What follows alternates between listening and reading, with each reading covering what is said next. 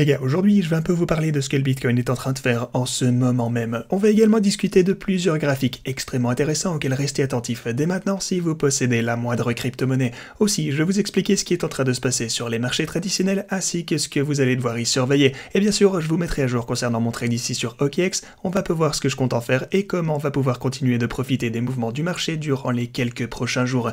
Donc bienvenue à tous, je m'appelle Maxime et je vous apporte chaque jour des nouvelles vidéos en français sur les crypto-monnaies en vous apprenant comment vous faire de l'argent sur ce marché.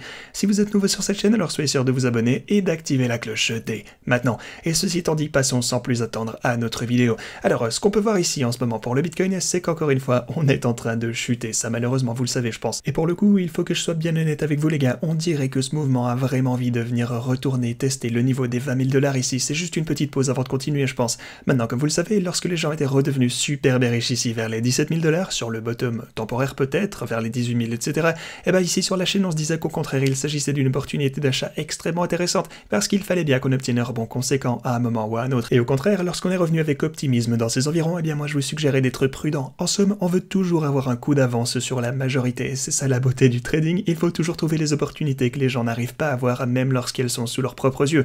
Du coup, ce que je compte faire ici, comme vous le savez déjà, je me trouve toujours dans cette position short depuis ce niveau, et on est resté... en fait c'est resté ouvert durant toute la chute, ce qui pour le coup m'arrange bien, je me retrouve maintenant en profit de 82%, mais il s'agit toujours d'un trade au court terme. Donc ce que je compte faire, c'est que lorsqu'on viendra ici toucher les 20 000 $, alors je vais clôturer mon trade. Je vais prendre mon profit à ce point en particulier, et à ce moment-là, on sera certainement en profit de genre 110% ou quelque chose comme ça.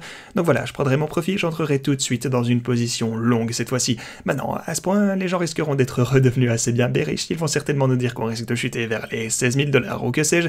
Et attention, ça pourrait arriver pour le coup, je vous dis pas le contraire, c'est toujours une possibilité, mais au minimum, je pense qu'on aurait d'abord un rebond plus ou moins important à partir du support à 20 000 $ ici. Donc vous voilà prévenu lorsqu'on chutera ici, et attention encore une fois, si on chute, parce que rien n'est jamais totalement certain, mais si ça arrive de la sorte, alors je prendrai position en échelonnant vers ces niveaux, alors qu'on est en train de descendre, et ce, en ajoutant encore plus au sein de la boîte orange ici en bas.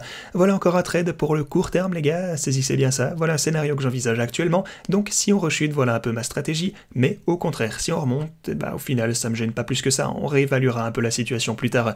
De toute façon, attendez-vous à voir encore de la volatilité prochainement, attendez-vous au moins à une bonne année de marché assez hésitant, et ouais, je sais que ça fait encore un bon bout de chemin à tenir, mais pour le coup, si vous aimez trader, c'est un super environnement. Et aussi, n'oubliez pas qu'on va organiser une compétition exclusive au sein de la communauté crypto...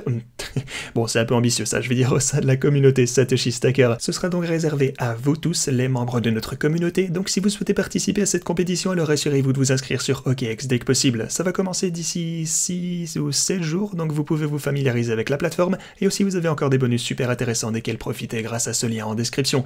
Mais prenons maintenant un point de vue un peu plus global. Ici vous avez un canal qui, comme vous le savez déjà, vient d'être perdu, donc une fois qu'on a commencé à chuter du support, on a vu un mouvement assez important à la baisse. Pareil sur ce biseau ici, boum, on rechute violemment. Pour le coup, les biseaux ascendants sont souvent des patterns baissiers, et ça a encore une fois été confirmé avec cette cassure impressionnante une fois qu'on a fini par perdre ce niveau. Sinon, pour les marchés traditionnels, voilà encore un graphique extrêmement intéressant parce que vous pouvez voir qu'on est actuellement en dessous de cette ligne rouge. Comme je vous le disais hier, cette ligne rouge ainsi que celle qu'on a plus haut, eh bien elle représente la zone dans laquelle on voit généralement un sommet durant les rallyes de bear market. Du coup, tant que maintenant, on suit toujours la même logique que précédemment car c'est là qu'aurait tendance à se terminer un rallye de bear market encore une fois, ceci étant donc l'ampleur maximum que peut prendre ce genre de mouvement durant des marchés baissiers, encore une fois, c'est à suivre donc. Sinon, on peut également parler de ces graphiques. Alors, si vous possédez de l'Ethereum, je vous conseille de rester car vous allez vouloir connaître toutes ces infos. Ce que vous avez ici, c'est le graphe hebdo de l'Ethereum et en bas, c'est le DXY. Le DXY étant l'indice du dollar, si vous ne le saviez pas. Lorsque ceci remonte, alors ça veut dire que le dollar reprend de la force. Et ce que vous pouvez voir, c'est une corrélation extrêmement apparente entre ces deux courbes. Donc lorsque le dollar remonte, alors l'Ethereum a tendance à en souffrir. Vous voyez cette période juste ici, boum, le DXY recommence à monter. Et pour faire simple, on a relativement toujours l'inverse qui se produit du côté de l'Ethereum, ok? L'indice du dollar rechute et alors l'Ethereum rentre dans une nouvelle course juste là. Ici encore on a un sommet, et encore une fois l'Ethereum repart à la hausse alors que le dollar est en train de redescendre. Ici au contraire l'Ethereum trouve un sommet représenté avec la bulle rouge, et c'est alors au tour du dollar de se renverser à la hausse. Tout ça pour vous dire que l'indice du dollar a l'air relativement en forme actuellement, on dirait même qu'il est en train d'imprimer un double sommet pour dépasser son ancien ATH, donc voilà, il faudra juste qu'on garde un œil sur ça les gars, je vous tiendrai au courant à l'avenir. Bien sûr, si l'Ethereum a souvent tendance à donner le rythme pour le reste des altcoins, ça voudrait dire que si on devait passer par une mauvaise période, alors le reste du marché risquerait d'en pâtir également, donc surveillez bien tout ceci. À part ça, on a également le prix réalisé du Bitcoin juste là, voilà encore un graphique on-chain, et il s'agit d'un truc intéressant. Alors qu'est-ce que ce prix réalisé du Bitcoin du coup? coup, eh bien il s'agit du prix auquel le Bitcoin a été transactionné. Donc, plutôt que de prendre le fait qu'un Bitcoin soit tradé, par exemple un jour en particulier à, je sais pas moi, disons 22 000 $ ou peu importe, eh bien vous prenez le Bitcoin qui a été transféré au sein d'une même période de temps et vous obtenez cette ligne orange juste ici. Ce qu'elle nous indique, c'est qu'elle a tendance à se comporter en tant que support ou résistance en fonction du moment où on vient la rencontrer, et à ce moment on est en train d'en chuter, ce qui n'est donc pas top et ça mérite notre attention.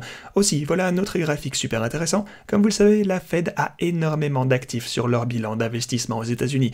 On sait que lors du Covid, ils ont énormément acheté, ils ont fait survivre l'économie en faisant remonter les marchés, mais pour le coup, ils sont en train de commencer à laisser tout ça expirer. Ils ne comptent plus renouveler leurs obligations lorsqu'elles seront terminées d'ici, je sais pas, disons 3 mois, 1 an, 2 ans, ou peu importe au final. Ce qu'ils font généralement, c'est qu'ils rachètent tout ça, ils renouvellent leurs obligations pour maintenir simplement un niveau relativement constant comme vous le voyez, mais ce qu'ils vont faire cette fois, afin de tenter de supprimer l'inflation, ou en tout cas de la faire diminuer, c'est qu'ils vont diminuer leur bilan, qui comme vous le voyez est déjà à un niveau extrêmement élevé.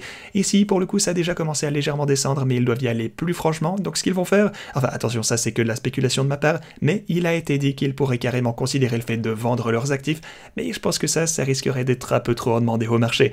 En tout cas, on verra bien ce qu'ils comptent faire, mais ça ne serait pas une période super fun à vivre, quoi qu'il en soit, on vous tiendra bien sûr informé de toute nouveauté à ce sujet.